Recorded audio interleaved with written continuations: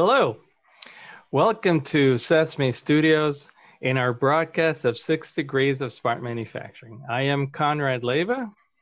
And I'm Mike Yost.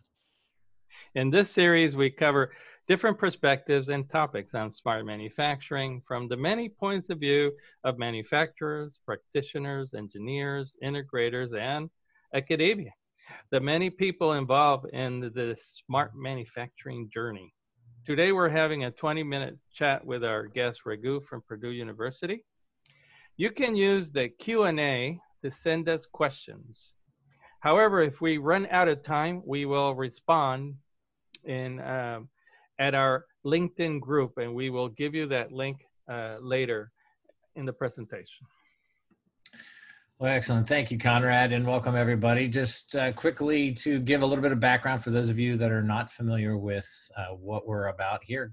Conrad rightfully laid out what we're doing, but people often ask us, why do we talk about 6 degrees of smart manufacturing? And it's based on the idea that 6 degrees of separation is the idea that we are all very close to knowing everybody on the planet.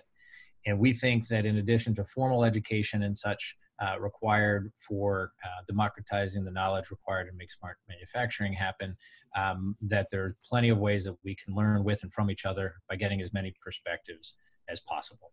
So that is what this forum is for. This format allows us to do, and we are ecstatic, as Conrad mentioned earlier, to welcome Dr. Ragu Athinarayanan from Purdue University, West Lafayette, to join us here today. So Ragu, if you could turn your microphone and camera on. Welcome. Thank you very much. We're going to talk here today about the engineering programs for cross-discipline manufacturing innovation. And just quickly, a little background on Ragu. He is, as I mentioned, a professor of engineering technology at Purdue, West Lafayette. He has a BS and a master's degree in electrical engineering, a PhD in engineering science, and has been serving in academia for over 25 years, including 17 years as department head and associate dean. He's an accomplished educator, accomplished researcher, but what brings him here today is his belief and his passion and his work of helping drive smart manufacturing education to the undergraduate level. So welcome, Ragu. Thank you for being here. Thank you. Thank you for the introduction, Mike. So, Conrad, do you want to? Well, yes, to get us started, Ragu, in your career, you have always engaged on boundary expanding initiatives around manufacturing education. So we want to start with how do you see smart manufacturing from the university educator point of view? So, the way we look at manufacturing is, in my opinion, is about developing curriculum that derives value from the digital transformation that is transforming industrial production today. So, as we know, back in the 60s or the late 60s, we had Industry 3.0, which preceded smart manufacturing, and with the advent of electronics and computers, that gave rise to automation. But today we are in a different era. We are in the era of the smart manufacturing, some call it Industry 4.0. But, this is a very interesting era because smart manufacturing really is about how we take advantage of data that is extracted from machines and processes. How do we develop insights and discover knowledge from the data and use this data to solve many manufacturing challenges and to create value from it. So there are many technologies that are enabling them. So the key is how we bring all these about into an undergraduate education. So I have traveled quite a bit around the world, and I have, through my career, I have visited many programs, particularly top manufacturing programs in Germany and also in other parts of Europe and also in the United States. And I found that most manufacturing programs are addressing smart manufacturing at the graduate level. So the challenge with the way the US education, higher education system is structured is that if the US does what the rest of the world is doing by focusing on by focusing on graduate education, we will not be able to build scale. Okay, considering that education is free mostly in other parts of the world, but in the US, public education is subsidized. So, for example, if you take a place, so let me get this straight. You went to Germany and got some ideas, and now you're imitating what you learned over here in the U.S. Is that what's going on? oh, absolutely. In fact, even better, Conrad. I told the Germans that while I was there, we will do this much better than they can, and in fact, do it at the undergraduate level and the graduate level. So, in fact, they are very keen and keeping a close eye about what we are doing. And I can tell you one thing: the technologies that is enabling smart manufacturing is very, very much democratized in the United States. And I'm also sure it's also in the rest of the world, but I believe the access to a lot of these technologies, particularly computing, is what is enabling us to be able to do this in the United States. So initially, when I was doing my explorative study, going to different universities and looking at what they're doing, I was rather skeptical whether we can really do this at the undergraduate level, because it's a lot about how we work with data. And so, and data and also IT, I would say. So, through my interactions that I have with companies like Microsoft, Rockwell and PTC, some of our main partners who we are working with at Purdue, I became very convinced that this is something that we can do at the undergraduate level. Well, yeah, I appreciate that, and certainly want to dig into that. And you had provided here this framework for digital transformation from your university's perspective and based on your insights. I think one of the things that's interesting is you talk about the data. Even I can tell you, going back 30 years, I've been in industry. We've been talking about leveraging data, the value of someday being able to leverage data to make better decisions and such.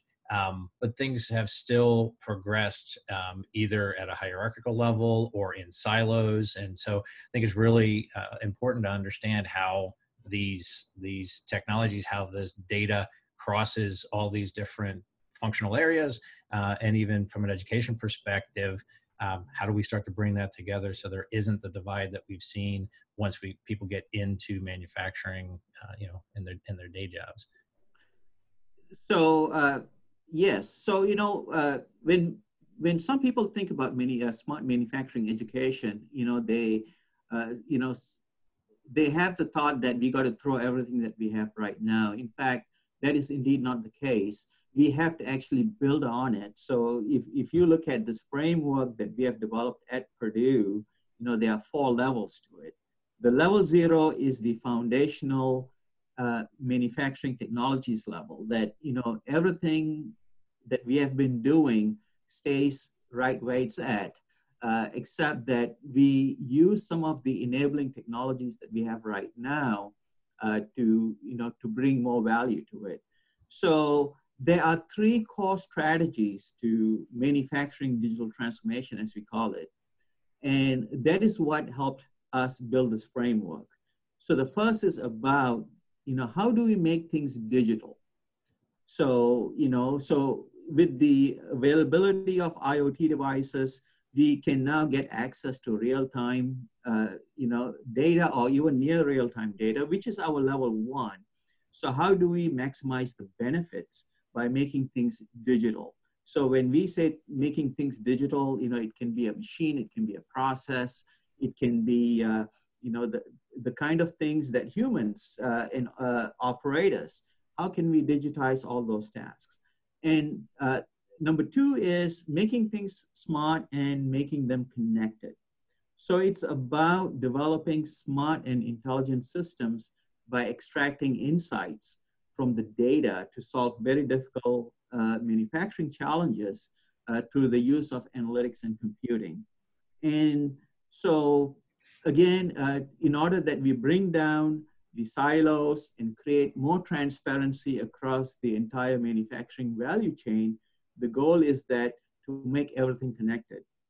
And whether it's about monitoring a machine in a manufacturing vertical or managing the inventory in a supply chain on a manufacturing horizontal, there's a lot of value to making things connected, which is our level 2 about implementing data-driven products and processes. So So this makes it sound like, right, I'm an industrial engineer, I'm a mechanical engineer, I'm getting everything in the shop ready, and then I hand it over to IT so they can do stuff with data. Is that just that simple? And these are layers of education that just simply pass data to one another, or is there more coordination needed between these disciplines? So that's a great question, because it's all about, how do we, as I said, the core education of manufacturing has not changed, except that we are adding 2 additional layers to it. When the third industrial revolution happened, we added electronics and computers. Now we are adding IoT, we are adding data, we are adding computing tools and technologies, for example, AI, big data, and things of that nature. So it's not as simple as handing it over to the IT department and having them, say, okay, go figure this out. We feel that at Purdue, we feel that some of these techniques are best handled by engineers.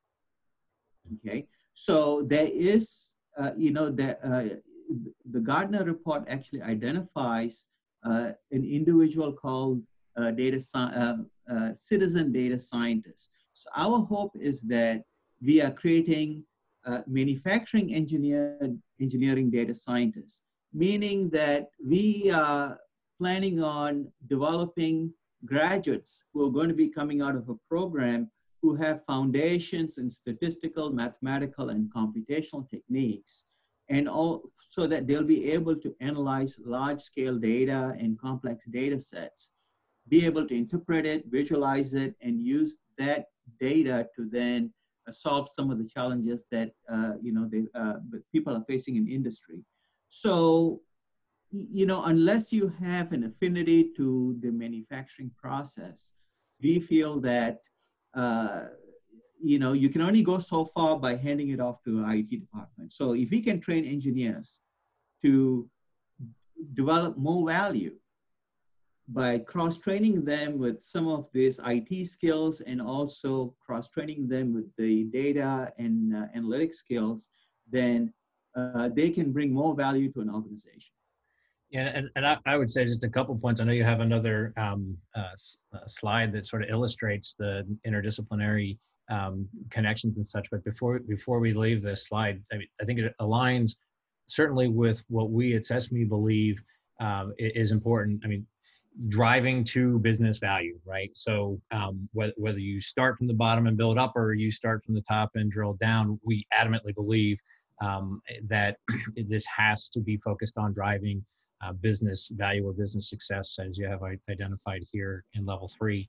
And then, one other thing from an institute's perspective, that point about making things smarter and connected. Obviously, we're spending a lot of time on working on how to do that at scale and creating profiles and using the technologies that will help scale this out and make that possible. So completely agree with the framework that you have here. I think it aligns nicely.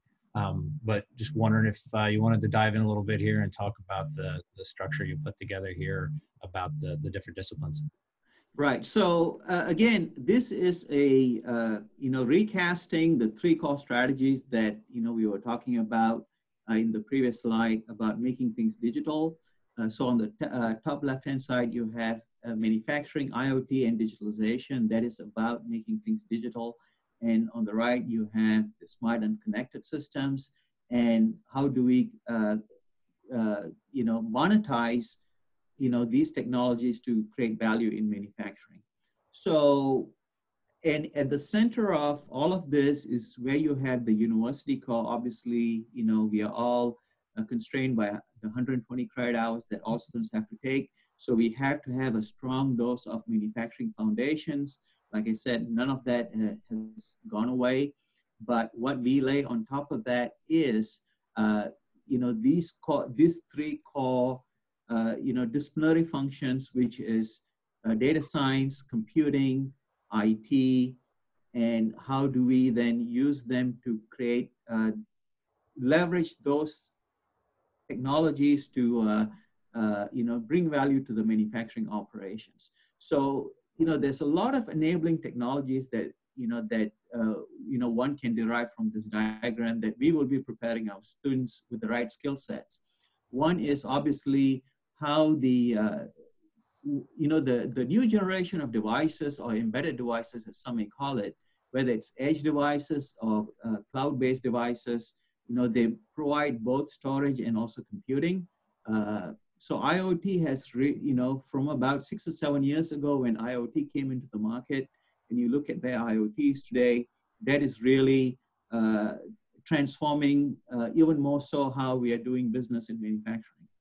Also, like I mentioned, AI, machine learning, those are some of the analytic tools that are very much democratized with companies like Google, Amazon, and Microsoft.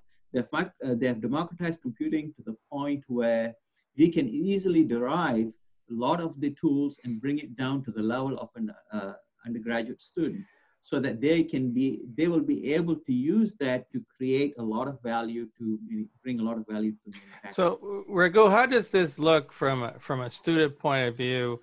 Are they onboarding to new 4-year programs? Is there a core, do you have to take 4 years and then graduate level, you do this cross-disciplinary, or is there like a path where there's a 2-year of basic and then you specialize? How do you think that is shaping up? Are we going to see some changes? Yeah, so we are going to see some major changes. So what we have done is in fall and early spring of 2019, 2020, we went through the exercise working with industry partners to map these 3 core strategies that you saw in the framework across the 9 technologies that are transforming industrial production today. So we all know what those 9 technologies are, and what we did was we arrived at subject areas. So a lot of the subject areas that we have been teaching using traditional tools are going to now be transformed using many of the tools that we see here in this diagram. So the enabling technologies are quite few out here that we need to now train the students with new skill sets, whether if it's data and analytics and also IT, so that they can bring about the convergence of the operational technology with the IT and the analytics technology, because that is what is bringing value to manufacturing today. So the answer to your question is that we are creating a brand new bachelor's degree program. No graduate program is needed.